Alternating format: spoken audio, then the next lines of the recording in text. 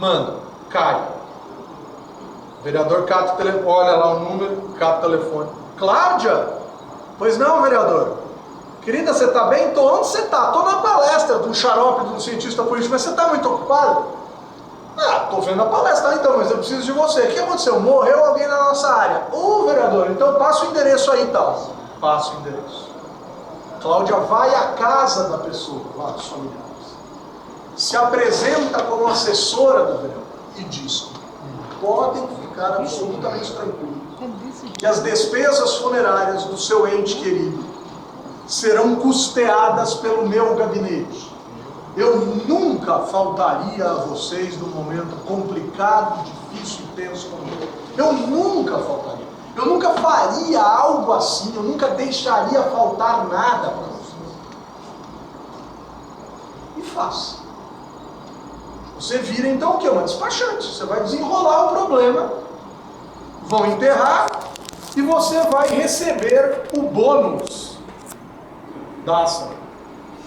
Aproveitando mais uma vez a lógica religiosa, por um milagre, uma coisa que só o divino é capaz de explicar, na época da eleição, a Cláudia vai à casa daquela família, bate na porta e diz: e aí, tudo bom? Tudo bem? Então, queria falar com vocês.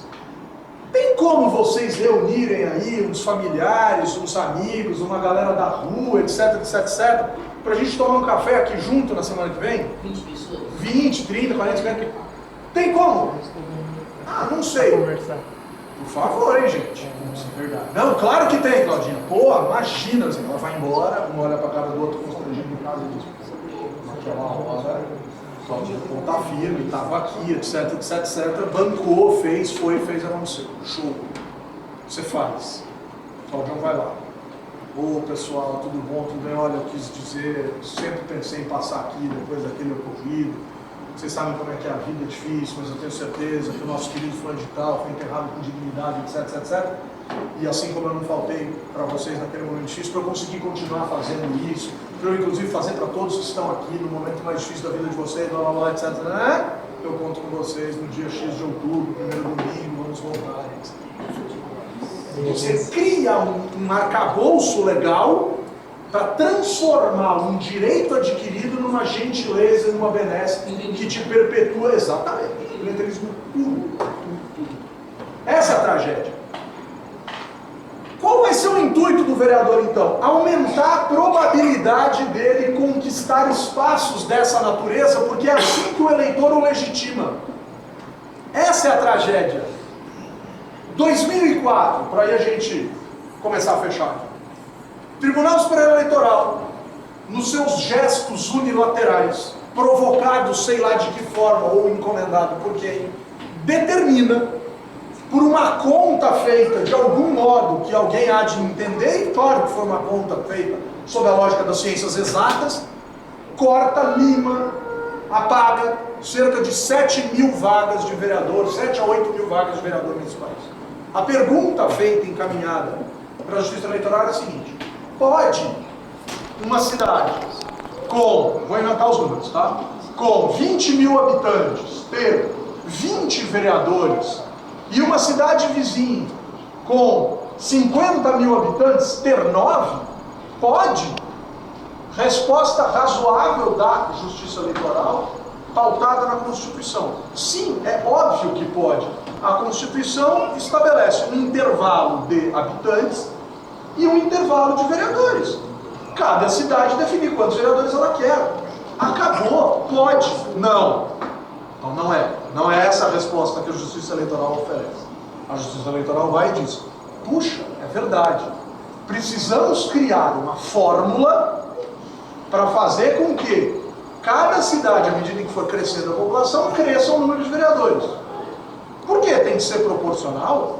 Porque se tivesse que ser proporcional, São Paulo não podia ter 55. São Paulo tinha que ter uns 580. Não poderia ser assim, mas tudo bem. Não, é que existe um mínimo e um máximo. Sim, mas existe um mínimo e um máximo em 3 campos. E agora você está criando um campo só. Então tá bom, Justiça, vai adiante, vamos ver o que você vai fazer. Fez. E limou cerca de 8 mil vagas de vereador. Numa democracia doente, menos é mais. Numa democracia em que você passa a ficar subrepresentado, ou que você diminui a probabilidade de ter suas ideias representadas, você comemora e bate palma.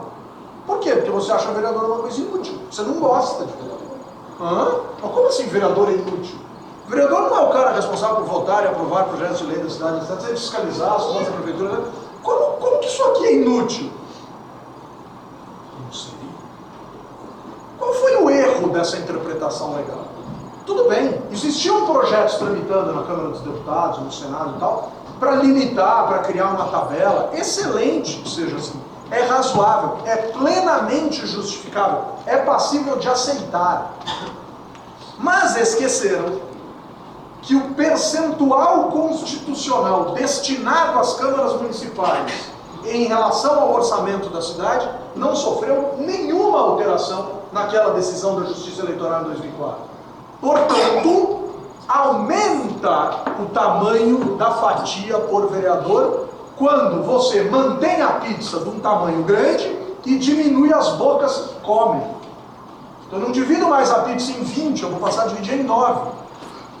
Puxa vida, que interessante, então vai passar a dividir em 9. Legal. Vai sobrar dinheiro. Porra, você mora em 4 pessoas na tua casa, pede uma pizza, cada um tem direito a 2 pedaços. Está a fim de comer o terceiro, negocia com o do lado. Não, todo mundo está com fome, cada um vai comer 2. Na semana seguinte, 2 vão viajar. Beleza, vamos pedir a mesma pizza e vamos comer 4. É o óbvio.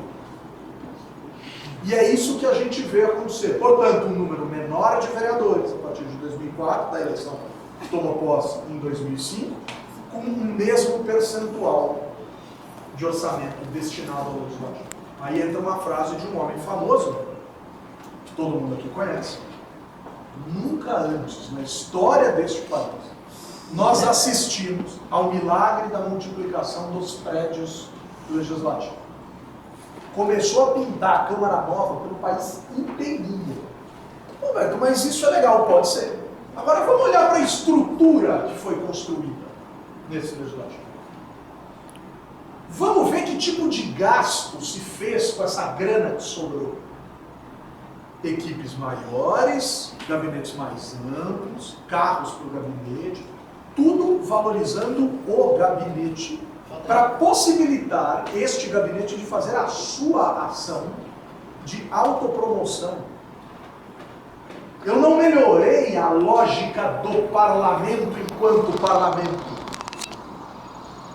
Eu capacitei, eu injetei recurso por vereador para aumentar a sua capacidade de ser vereador nesta cultura clientelista. E para eu aumentar essa cultura clientelista, então, para a gente fechar, o que eu preciso? Eu preciso que este sujeito se alimente de mais e mais e mais e mais capacidades de realizar favores, benesses, favores. Como assim? Simples. Prefeito, Cláudio, eu preciso que você libere minhas emendas parlamentares. Porque é absolutamente fundamental que eu leve coisas para o lugar que eu moro. Não tem mal nisso. Não tem mal em você construir uma ponte, uma escada, reformar uma quadra, etc, etc, etc. Mal terá se isso for a prerrogativa essencial do seu mandato. É só isso que você faz.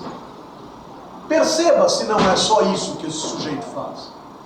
Sim, Humberto, você sabe o preço, não? Sim, prefeita, claro que eu sei. Esse dedo aqui nunca vai funcionar, só esse. É só o sim, não sim, sim, sim, sim, sim. Discutiu, debateu, conhece o projeto? Aceitou todos os pedidos de tramitação com urgência, emergência, conselho de comissão, raio, ou seja, entrou em tudo isso, entrei em tudo. Né? Liguei o turbo nos seus projetos, ele andou com uma beleza. Aquele botãozinho que tinha na Fórmula 1, botãozinho do QERS. Liguei o QERS para os seus projetos a todos os instantes. E sentindo a sua parte, vereador Humberto, também uma boa vontade gigantesca de ligar o QERS nas minhas emendinhas. Fantástico. O vereador se transformou no quê? Então eu volto lá no começo. No mini executor. Ele vira um mini executor de um curral e abre mão da sua macrofunção legislativa. Eu entrego a minha macrofunção legislativa para o prefeito e o prefeito me devolve a microfunção executiva. Isso é um pacto de sobrevivência política. Não tem. Fácil. Isso é um pacto de sobrevivência política. Claro. Isso faz com que os partidos políticos do Brasil sejam governistas. Quando as pessoas olham para dentro do parlamento e se assustam, falam, nossa senhora, pega o basômetro do Estadão e tá lá, porra, que coisa impressionante, né? As nuvenzinhas, as bolinhas das bancadas, todas juntinhas, né? Todos os partidos votam da mesma forma. Olha que impressionante, dizem que os partidos são uma zona nesse país, e os partidos são zona nada, olha como eles são bloquinhos perfeitamente construídos. Mas é óbvio que eles são bloquinhos perfeitamente construídos. É óbvio, é claro que eles têm que ser bloquinhos perfeitamente construídos. Se eu estou entregando o que eu prometi, os partidos políticos têm que entregar o que eles prometeram.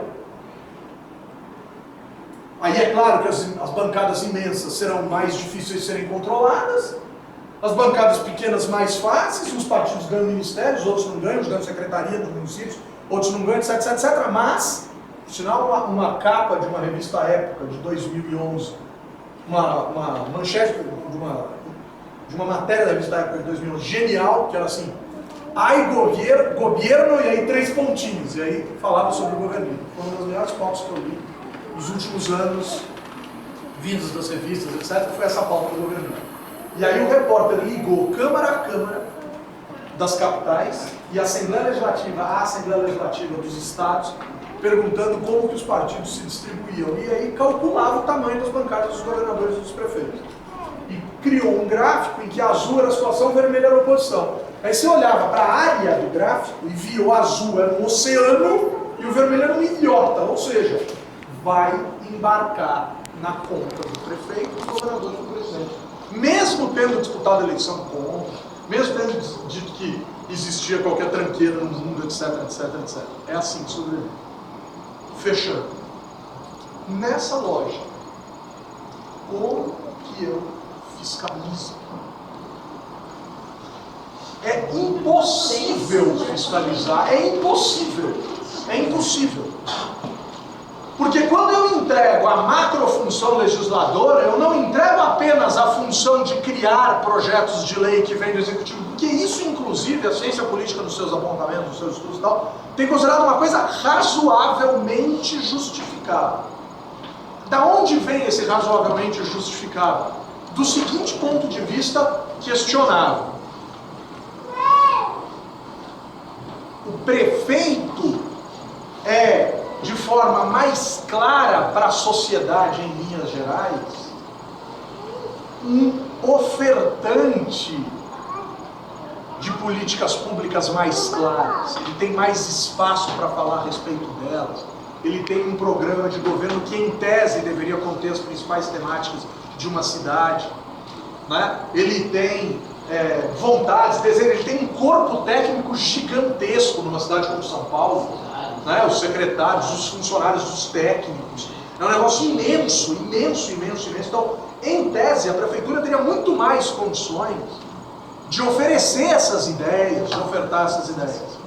Mas espera lá, o que o vereador teria então? Bom, ele teria essa capacidade de aprimorar um projeto de lei, por exemplo. Olha, veja bem, estou lendo aqui o que vocês mandaram, que estudo magnífico, que coisa fantástica, que coisa genial, mas espera lá, eu conheço uma realidade assim, assado, que destoa, talvez esse parágrafo não possa ser desse jeito, talvez tenha que colocar uma adendo aqui, outra e tal. Lindo! Não quer-se. Aperta o botãozinho e não é rápido. Uf. E aí? Mas o prefeito, o executivo é centrípedo. Os partidos vão para ele, colam nele, para poder microexecutar. O que acontece? Quem fica na oposição? Os raros gatos pingados, os linguadinhos que falam, puta, na próxima eu acho que eu tenho chance. Ou, obviamente, eu não concordo com nada disso, eu combati isso, eu não quero isso, etc, etc. Mas eu saio. Saio a ponto de não conseguir ter grupo para assinar a CPI. Para pedir uma coisa tensa, para esgarçar, para tornar nervoso, para deixar o debate esticado, etc, etc, etc. Então, cadê o legislativo? Fechamos aqui. Cadê o legislativo? Eu não legislo, eu não fiscalizo. Eu não posso fiscalizar quem me sustenta. Sustenta o quê? O resto da pesquisa. O rabo da pesquisa. O rabo que eu prendo. Porque eu vou viver de rabo preso. E aí começa a aparecer umas mentes iluminadas dentro do legislativo, que aparecem e berram contra isso. Afastam, boicotam, chutam, não dão legenda lá na frente, tiram do partido, expulsam, passam rasteira, tem ciúme. Se você não aprovar um projeto, não aprova o seu. Pô, mas o seu é uma droga. Não importa. Então, o seu é genial, mas eu lá vou querer te promover. Então, começa a virar um negócio, a gente estava conversando exatamente sobre isso nas conversas pessoais aqui. É uma coisa completamente maluca. Como que poderia ser, ou como que deveria ser? Eu já falei, aí eu fecho às 10 horas, galera. Lá fomos nós para a Alemanha em 2010. E eu vi duas coisas na Alemanha, dentro de 200 mil coisas, de um tour de administração pública que a Fundação Federal permitiu que a gente fizesse na Alemanha em 2010. Eu vi duas coisas que me tiraram do eixo. Eu vi muita coisa linda e vi duas que me desorientaram, desalinharam. Primeiro, eu vi uma aula de valores. Eu entrei numa sala de aula em que estava rolando uma aula de valores para meninos e meninas de 7 anos. Eu entrei na sala de aula, tinha um círculo. Criancinhas. Mesa. Contínuo, um círculo de mesa. 2 professores, sempre 2 professores, em aula de valores, para não correr o risco de um professor de pelo menos desvirtuar a coisa. Os 2 professores sentados em qualquer lugar do círculo, não é que eles estavam no pedestal e os moleques estavam embaixo, sentados todos ali. E uma parede lotada de palavras. E a gente estava num grupo de 16, 20 pessoas. Entramos, o prefeito pediu para a gente entrar em silêncio e ficar com as costas na parede. Então ficamos com as costas na parede. As crianças não viraram o olho para olhar. Pô, criança de 7 anos, cara, entram 20 alunos na sala, os caras começam a rir, ficam com vergonha, vão dar tchauzinho. Os moleques ali, como se nada houvesse, debatendo. Levantando a mão, falando, dizendo, colocando, não entendia nada, falando, não, infelizmente, mas tá lá. Aí, o tradutor caiu do meu lado. Martin, tá bom. Uau. Eu dou aula desde 99, eu percebi que é uma aula, eu percebi, eu tive uma aula. Eu já percebi que é. Tá. Não, uma aula, uma classe. Como assim? O que está acontecendo? O que eles estão discutindo? Que aula é essa? É aula de alemão, é aula de história, é aula de geografia? Não. Foi uma aula de valores. Uma aula de valores. O que eles discutem numa aula de valores? Como, né? Valores. Sim, valores, o calculador, quanto custa 1 quilo de alface, 1 quilo de batata, um pé de alface, tal. Valores para a vida. Só que é uma aula de ética. Porra, com 7 anos? É. E essa aula abre. Como é que assim essa aula abre? Já te conto quando a gente saiu. Saiu. Aí saiu, eu falei, e aí, como assim essa aula abre? Onde é que tá? É o seguinte. Nessa idade é ali. É no micro. Entre eles, 10, 15, 20 molequinhos ali, entre eles. Aquelas palavras todas que você viu escritas nos caras são os pactos. É o que cada um entende que tem que vigorar naquele espaço. Respeito, atenção, não pega meu lanche, não me empurra na escada, sei lá, qualquer coisa que o moleque pode pensar em fazer e que não deveria ser feito, enfim. Essa atividade que você acabou de ver é a hora, é a DR. Estão discutindo a relação. Então estão dizendo assim, ó, lembra que eu falei que não podia isso? Pô, você fez semana passada. Puxa, é verdade, mas eu fiz por conta disso.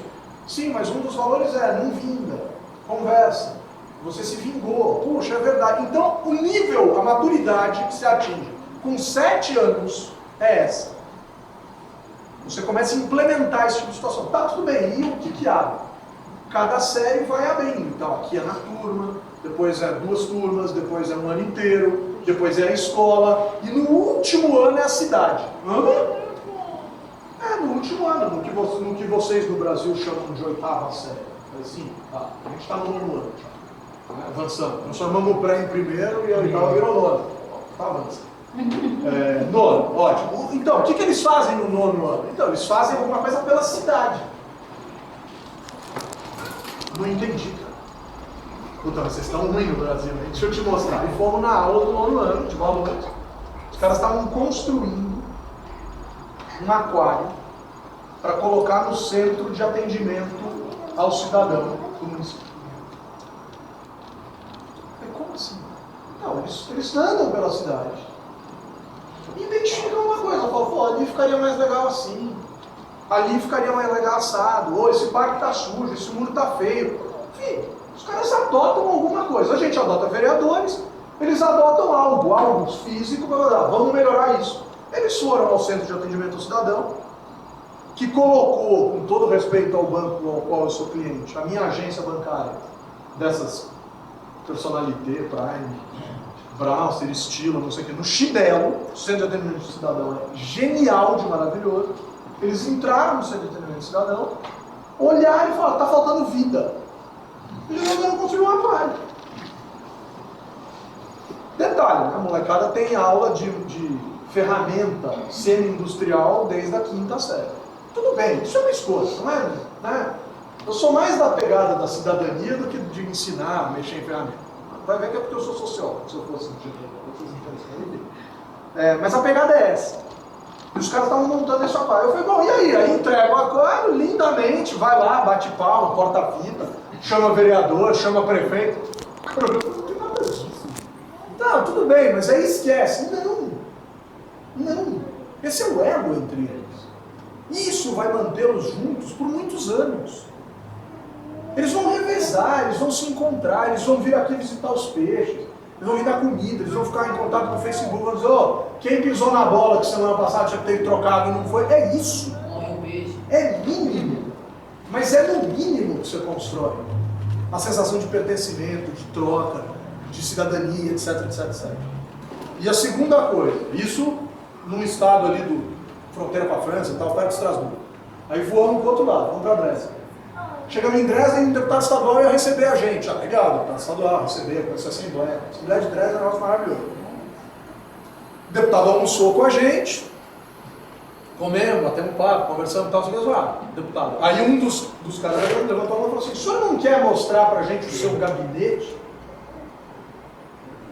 Ele não entendeu, continuou comendo.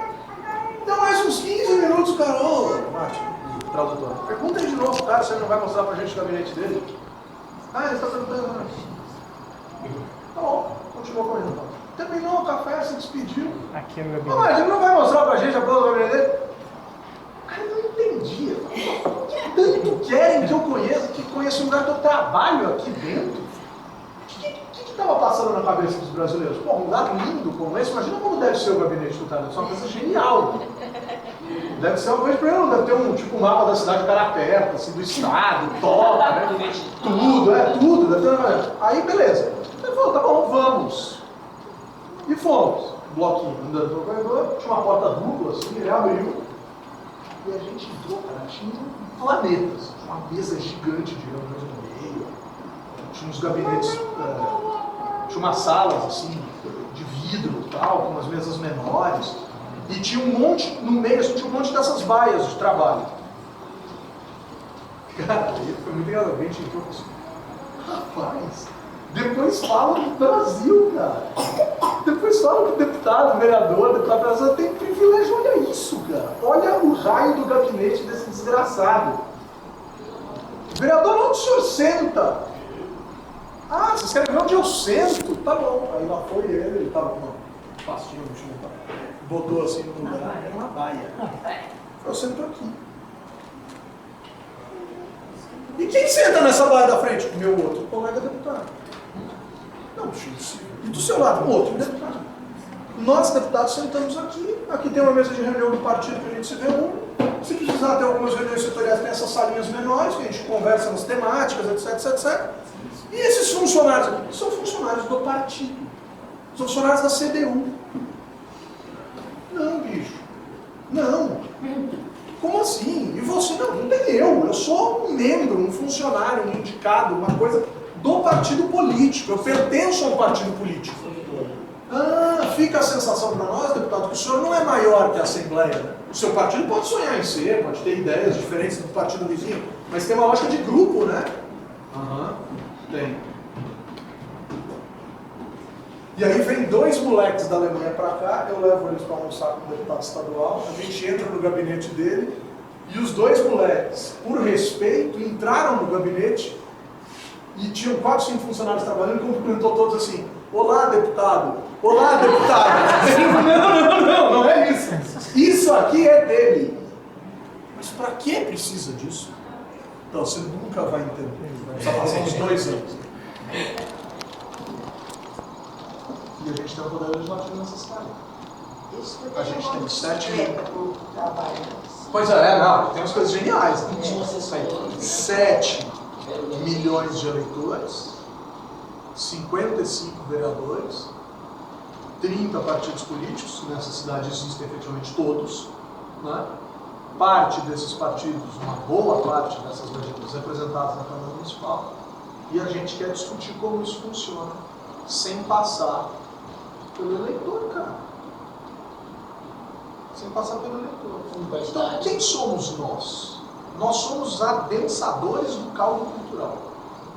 Nós que topamos, vem aqui no sábado, que temos um puta trabalho de longo prazo, ficamos olhando para os vereadores, nós somos adensadores do caldo cultural desse país, em termos políticos. Essa é a nossa responsabilidade. Ela é bem pequenininha. O caldo é ralo. E a gente foi jogando farinha para tentar virar um pirão bacana e desanda. Porque a gente tem que mexer na cultura. A gente tem que mexer na forma como as pessoas se relacionam com a política. Fico imaginando, às vezes, se a gente não podia montar um balcãozinho na Câmara dos Vereadores e dizer assim: onde o senhor vai? Não, eu vou no gabinete do vereador. O que você vai fazer? Não, eu estou com remédio. Então, deixa eu te dizer onde é a Secretaria da Saúde, onde é o UBS, onde é o hospital, onde é o que for. Não, então, claro, não tem a menor dúvida. Mas nós, indiscutivelmente, somos adensadores desse caldo, cara. A nossa responsabilidade é pelo adensamento desse negócio. E aí é muito bom ver gente, ver adensador. Porque às vezes você fica achando que você está sozinho, às vezes você fica achando que ninguém entendeu, às vezes você fica mal, fica chateado, e você vê mais uma turba de coisas, né? A gente está em meio aí a 2 escândalos gigantescos envolvendo partidos políticos diferentes. E os 2 ficam crentes de que quem conseguir provar que o escândalo do outro é maior governa o país a partir de 2015. E não é isso. A gente está dizimando a política e sonhando que, não, isso é só uma questão de acertar quem vai sair mais sujo. Parece aquela briga na lama, lembra que tinha aquele negócio de lama? Quem sair com menos lama no corpo ganha. Não vai ganhar. Não vai ganhar. E aí vamos conversar, né?